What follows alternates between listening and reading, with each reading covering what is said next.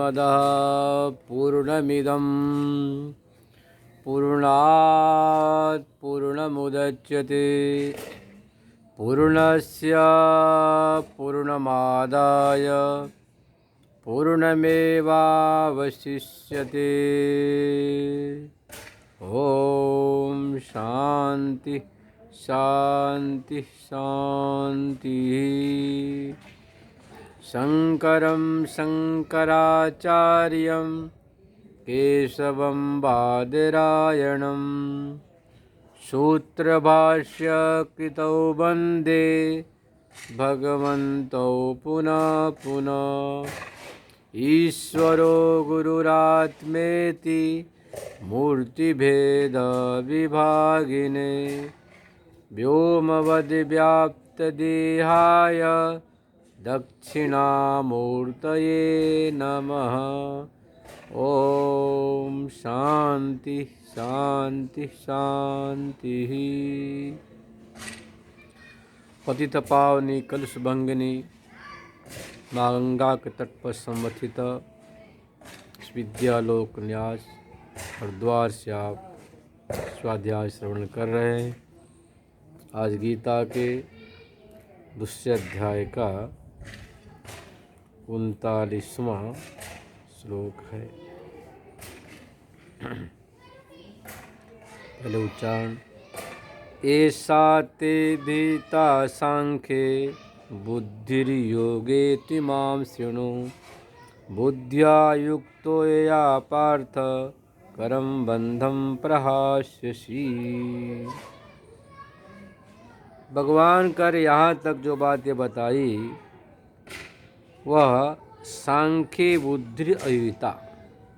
बुद्धिर नाम ज्ञान। यहाँ बुद्धि शब्द ज्ञान अर्थ में प्रयुक्त किया गया है। सांख्य का अर्थ करते हैं भगवत पाद, परमार्थ वस्तु विवेक विषय बुद्धि ज्ञान। जो परमार्थ विषयक है, तद विषयक जो ज्ञान है, उस ज्ञान को जो साक्षात शोक मोहादि निवृत्ति का कारण है, वो बात बता दी गई। इमाम योगी सुनो। अब इसी बात को योग योग मतलब कि जो आत्मा सत्य है उसकी जो प्राप्ति है उसका साधन योग का अर्थ है। उस साधन को निष्काम कर्मयोग को तुम सुनो। या जिसके द्वारा कर्म बंधम प्रहास्यसि।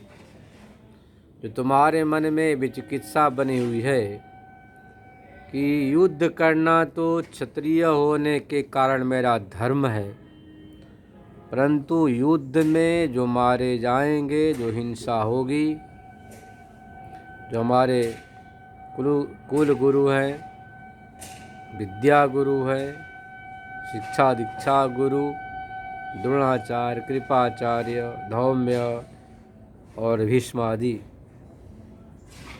स्वजन की हिंसा तो उचित नहीं है।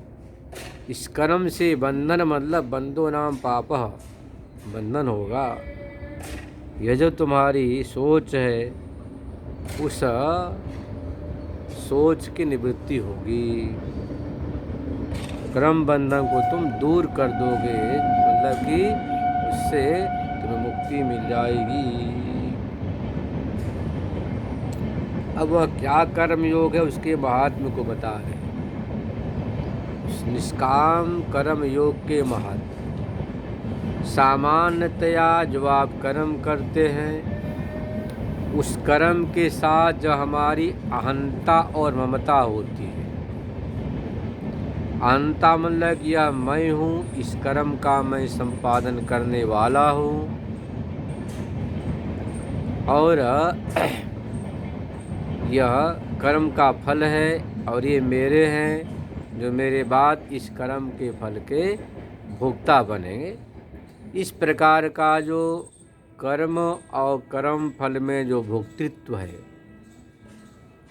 उन दोनों का जो संबंध है, मतलब भोक्तापना कर्तापना के साथ जो आपने अपना संबंध संसर्ग स्थापित कर लिया है, तो भोक्तापना और कर्तापना के बीच में जो संसर्ग है, जो संबंध है, उस संसर्ग से जो आपने अपने आप को बांध लिया है, उस संसर्गाध्यास कहते हैं।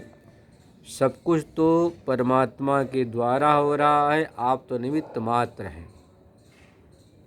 परंतु जो आपने किस प्रकार के अपने मन में मान्यता बना ली है, अस्य कर्मणा कर्ता हम, इस कर्म का कर्ता मैं हूँ और इस कर्म के फल का भोक्ता मैं हूँ। ये जो कर्तापना भोक्तापना है, उस कर्तापना भोक्तापना का जो फल है, उस फल के विषय में बता रहे कि देखो जी, जो कर्तापना भोक्तापना है, उसका कर्म का जो फल है, तो ये जो मान्यता, इसी से आपको बंधन हो रहा है। जैसे आप निश्चय कर लेते हैं कि मैं तो निमित्त मात्र हूँ, सब कुछ परमात्मा के द्वारा हो रहा है, प्रकृति से संपादित हो रहा है, मैं तो मिट्टी का खिलौना, निमित्त मात्र। इस प्रकार के मानने से कर्म बंधन नहीं होगा। जिस प्रकार से सेना लड़ती है, सेना को पता है कि जीत होगा तो राजा की, हार होगी तो राजा की। मुझे तो अपने कर्तव्य रूप से संग्राम करना है, मेरा कर्तव्य है सैनिक होने के नाते कि अपने राजा के लिए, अपने देश के लिए, अपने समाज के लिए ईमानदारी से संग्राम करूं। ऐसे ही सब कुछ परमात्मा है, परमात्मा के लिए है, मैं निमित्त मात्र हूँ। इस प्रकार की भावना से यदि कोई कर्म करता है तो वह उस कर्म के बंधन से युक्त नहीं होता, लिप्त नहीं होता है।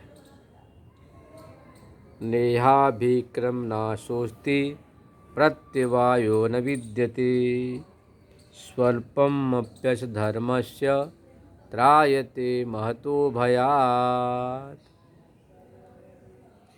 यह मोक्ष मार्ग, इस मोक्ष मार्ग में अभिक्रमो नाम प्रारंभा। अभिक्रम बोलते प्रारंभ को, अभितः क्रमः अभिक्रमः।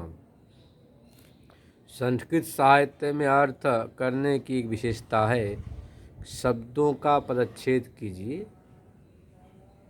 इसको पदच्छेद, पदार्थोक्ति, विग्रहो, वाक्य योजना, आक्षेपश्च समाधानञ्च षड्विध व्याख्यान लक्षण। पहले पदच्छेद कहते हैं, पदार्थोक्ति, फिर विग्रह स्वरूप निर्धारण, वाक्य योजना, फिर आक्षेप और समाधान। ये अपने यहाँ की परंपरा है, परिपाटी है व्याख्या करने की। तो पदच्छेद की अभितः क्रमः अभिक्रमः, अभिसर्ग अभितः क्रमोपाद विक्षेपे धातु है। तो आप जो भी कुछ करते हैं उसमें अनेक प्रकार से आयास होता। आपको एक आम का फल खाना है तो आप उठते हैं, खड़ा होते हैं, मन में दृढ़ निश्चय करते हैं कि हमें फला दुकान से ही जाकर आम का फल खरीदना, उसके अच्छे मीठे फल होते हैं। तो आप खड़े हुए, पैर से चले, हाथ से जेब में पैसा रखे, दुकान तक पहुँचे, आँख भी काम किया, दिमाग भी काम कर रहा, पैसे देकर लेकर आए। परंतु ज्ञान में सब नहीं होता। ज्ञान में तो अब जहाँ जैसे वहीं विचार में मग्न हो जाते हैं। तो कहते इस मोक्ष मार्ग में,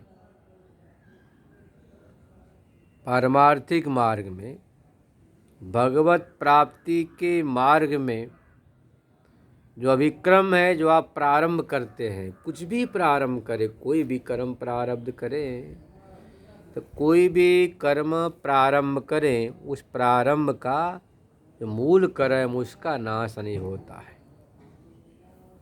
बीच में अमांतर कर्म होंगे फिर भी मूल कर्म का नाश नहीं होता है। व्यवहारिक जगत में जैसे आपको अनुष्ठान करने चलते हैं तो अनुष्ठान के बीच में नियम में बोलना चाहिए, नहीं चाहिए, इशारा भी नहीं कर सकते। आपने बोल दिया तो वचन भंग हो गया,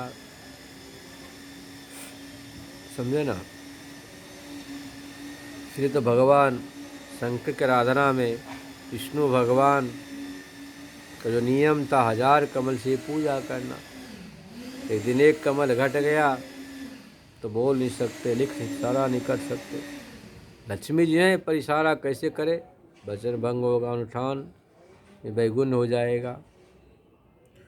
तो उन्होंने स्वयं भी अपने नेत्र कमल को अर्पण कर दिया, जिससे भगवान शंकर प्रसन्न हुए। तो जैसे कि मूल जो शिवानुष्ठान है उसमें आप दूसरा कर्म नहीं कर सकते, बोल नहीं सकते, चाल नहीं सकते। अवान्तर कर्म होने से मूल कर्म भंग हो जाता है। इस तरह से यहाँ पर नहीं है। मोक्ष मार्ग में निष्काम होने से आप दूसरा कर्म भी करें तो इसमें वैगुण्य की प्राप्ति नहीं होती है, ये तात्पर्य हुआ। नाशोस्ति, नाश नहीं होता है। आप कृषि करते हैं, विपरीत फल हो जाता है, उल्टा फल होता है। बहुत वर्षा हो गई, नहीं वर्षा हुई तो कृषि आपकी फसल उपज नष्ट हो गई। इस प्रकार से इसका ऐसा नाश नहीं होता कर्म का फल। प्रत्याय मतलब विपरीत फल भी नहीं है। डॉक्टर मरीज का उपचार करता है उससे बचाने के लिए, स्वास्थ्य के लिए, कई बार धोखे से मौत हो जाती। इस प्रकार से प्रत्यवाय में विपरीत फल भी नहीं है। स्वल्पमप्यस धर्म से, थोड़ा भी आप धर्म करें तो संसार रूपी सागर से आपको कैवल्य मोक्ष की प्राप्ति होती है। इतनी महिमा इसकी है।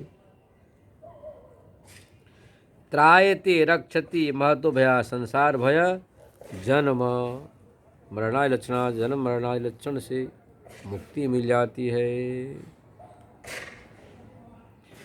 तो सायात्मिका बुद्धि रेकेह कुरुनंदन, वो शाकायनंताश्च बुद्धो व्यवसायिनाम।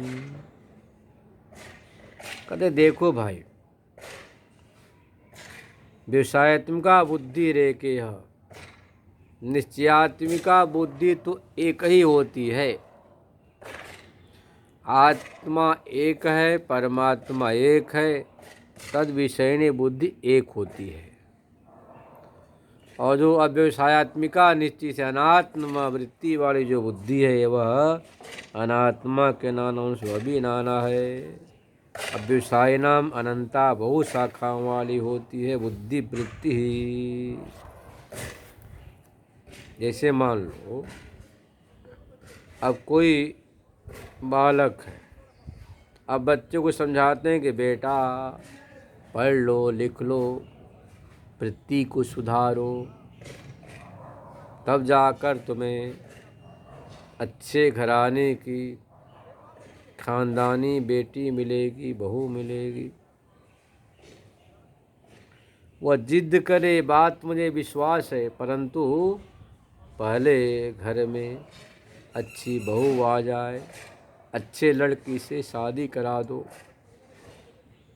इसके बाद मैं फिर बाहर नहीं जाऊंगा, इधर उधर घूमना बंद कर दूंगा, देर रात से जो आता हूँ अभी नहीं आऊँगा। पिता ने कहा बेटा जब तक तुम अपने बुद्धि को निश्चय नहीं करोगे, एकाग्र नहीं करोगे, अपने उसमें सुधार नहीं लाओगे, तब तक भला तुम्हें कौन अच्छी लड़की देगा। अब वो जिद करता नहीं, पहले तो अच्छी लड़की से शादी करा दो, फिर बाद में मैं बाहर नहीं घूमूंगा, सुधार लूँगा। तो पिता ने कहा देख भाई, जब तेरी बदनामी सभी जगह हो रही कि तू चंचल है, शरारती है, घूमता है, फिरता है, किसी की बात नहीं मानता, तेरी बुद्धि निश्चयात्मिका नहीं है, दर दर भटक रही, तो ऐसे बच्चे को अपनी अच्छी लड़की पढ़ी लिखी साक्षर क्यों देगा। उसने स्वीकार कर ली। ऐसे ही हमारे जीवन में निश्चयात्मिका बुद्धि एक होती है, आत्म विषयिणी बुद्धि। वह निश्चय हो जाए तो फिर कहते हैं कि आदमी वहाँ तक पहुँच जाता है, भगवत साक्षात्कार कर लेता है। और जो व्यवसायी है, जो संसारी है, उनकी बुद्धि तो निश्चयात्मिका होती, कभी कुछ कभी कुछ। कभी क्या सोचता है कि भाई अच्छा मकान बना लो, बस फिर कुछ नहीं करना, मजे से भजन करेंगे।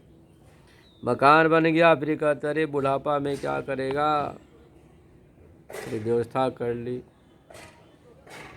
फिर लोगों ने कहा ऐसा है, बुढ़ापा के तो सोच छोड़, पहले अपने बच्चों की तो जरा शादी कर ले, इनको पैर पकड़ा कर ले, इनके लिए भी कुछ बना ले। वह भी कर लिया। अब सोचता है कि बच्चों की बहू आ गई, अच्छा मकान बना दिया, कारोबार लगा दिया, अब तो ज़रा भजन करे, साधन करे, चिंतन करे। इतने में बहू रानी से खटपट। बहू रानी का तेरी जजी देखो, एक म्यान में दो तलवार रह नहीं सकती है, या तो घर में आप रहो या मैं। ये तो मैं तो अपने मैके चली, पीहर चली। कहता भाई तू को पीहर जाएगी, मैं ही जा रहा हूँ, कहीं और कमा लूँगा, खा लूँगा। अब बेचारा न चाह करके भी इतना अच्छा मकान बनाया, कारोबार किया, सब को छोड़ छाड़ कर बच्चों बहू के लिए स्वयं बाहर निकल पड़ा। इसी का नाम संसार है। ये जो संसार विषयिणी बुद्धि है, वह क्या अनिश्चयात्मिका अनेक वृत्तियाँ है, कभी निश्चय हो नहीं सकता, अनंत है। और जब तक इसमें उलझा रहेगा तब तक इसे शांति ही मिलनी नहीं है। परम शांति चाहते हो तो इस संसार विषयनी जो बुद्धि है, वहाँ से अपने आप को हटाकर परमात्मा के चिंतन में लगाना चाहिए। यामिमां पुष्पितां वाचं प्रवदन्ते विपश्चित वेदवादरता पार्थ नान्यदतीति वादिनः। अब कह रहे इसको व्यवसायत्मिका बुद्धि ने, निश्चयात्मिका बुद्धि ने, उनके विषय में बता रहे। इमाम पुष्पिता वाचम वदंती, बड़े सुंदर फूल के समान जो बातों को बोलते हैं। वेदवादरता पार्थ, जो हमेशा वेद में ही लगे रहते, कर्मकांड में उलझे रहते। नानदस्ती दीदी योगिन वादिन, स्वर्ग से अच्छा कोई चीज़ हो नहीं सकता है। यहाँ पर मर मर के काम किया, यहाँ स्वर्ग तो उतरा नहीं। इतना सुंदर मकान बनाया, कारोबार किया, हवेली खड़ा की, सोचा आराम से, इतने में बहू में बेटे में कलह, उन्हें शांत करने लगा और समस्या आ गई। तो यहाँ नहीं मिला तो कहे चलो कोई बात नहीं, मरने के बाद वहाँ स्वर्ग मिलेगा। स्वर्ग की सपना दिखाते हैं लोग। कोई बोलते पुष्पिता, सुंदर बात को बोलते हैं, स्वर्ग जाएगा, वहाँ इतनी सुख सुविधा है, ऐसा है तब ऐसा है, वहाँ दुख भी नहीं। नानदस्तीवाद ना, दूसरा कुछ है ही नहीं। उन्हें स्वर्ग से बड़ा कोई चीज़ है नहीं, इसलिए आप पुनः उस कर्मकांड में लग गए, उलझ गए। तो स्वर्ग का भी सपना है, और कहावत है बिना मरे स्वर्ग दिखता भी नहीं। सूर्यवंशीय राजा एक हो गए, सत्यव्रत महाराज। अपने गुरु के पास गए, निवेदन किया कि महाराज हमें तो जीते जी स्वर्ग दिखना है। समझाए वशिष्ठ महाराज, देखो बेटा, बिना मरे स्वर्ग दिखता नहीं, ये दुराग्रह मत करो। अब उधर दृढ़ इच्छा थी तो वहाँ से सीधे चले गए विश्वामित्र के पास। विश्वामित्र ने कहा, अरे तुम यहाँ वशिष्ठ के शिष्य? बोला, हाँ महाराज, सब देख लिया, कुछ नहीं। हमने कहा, गुरुजी हमें सशरीर स्वर्ग दिखाओ। बोले, देख बिना मरे स्वर्ग दिखता नहीं, इसलिए आपके शरण में आया। तो अच्छी बात, यज्ञ याग प्रारंभ कर दिया, परंतु उससे भी स्वर्ग के दर्शन नहीं। विश्वामित्र ने कहा, ये देवता बड़े स्वार्थी। अच्छा, मैं तुम्हें तपोबल से भेजता हूँ, तपस्या से भेज तो दिया स्वर्ग, चले पहुँच गए स्वर्ग।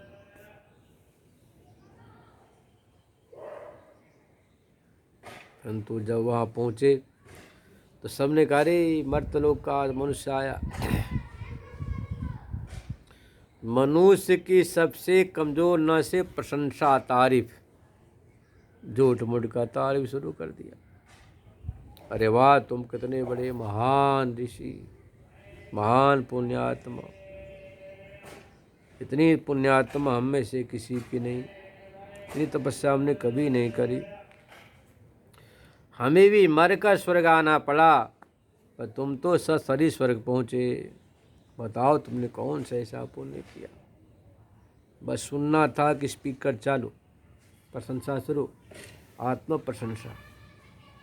नियम है, धर्म छरति संकीर्तनात्। यदि कोई मनुष्य अपने मुख से अपनी प्रशंसा करता है तो उसका पुण्य क्षीण हो जाता है।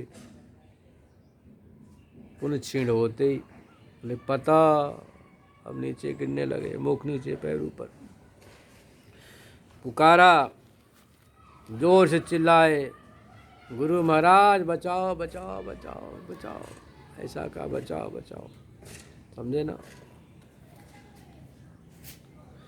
बस विश्वामित्र जी ने कहा, ठहर जाओ, वही रुक जाओ, बस वही रोक दिया। त्रिशंकु को नई सृष्टि प्रारंभ कर दी। इतने हमारे देश के महान ऋषि थे। नारियल वही विश्वामित्र जी की सृष्टि है। विश्वामित्र जी ने विचार किया, मनुष्य को 2 आँख में 3 आँख बनाता हूँ ताकि पीछे भी एक देखता देखेगा, मुड़ना नहीं पड़ेगा। पूरे ब्रह्मांड में हलचल मच गया।